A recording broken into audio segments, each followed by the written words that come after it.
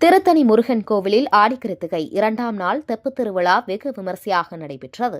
பல்லாயிரக்கணக்கான பக்தர்கள் சுவாமி தரிசனம் செய்தனர்.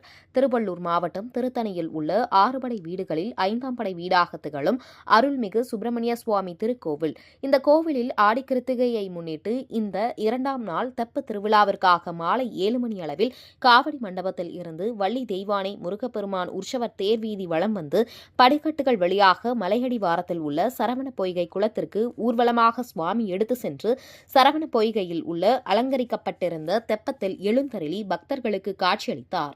2ஆம் நாளான இன்று தெப்பம் 5 முறை சரவண பொய்கை குளத்தை சுற்றி வந்தது. அப்போது வேல்முருகன் பக்தி இன்னிசை கச்சேரி நடைபெற்றது மற்றும் மெல்லிசை குழுவினரின் பக்தி இன்னிசை நிகழ்ச்சியும் நடைபெற்றது.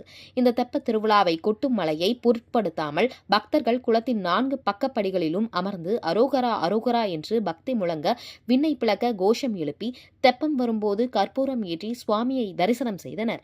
விழா ஏற்பாடுகளை திருக்கோவில் நிர்வாகம் செய்திருந்தது.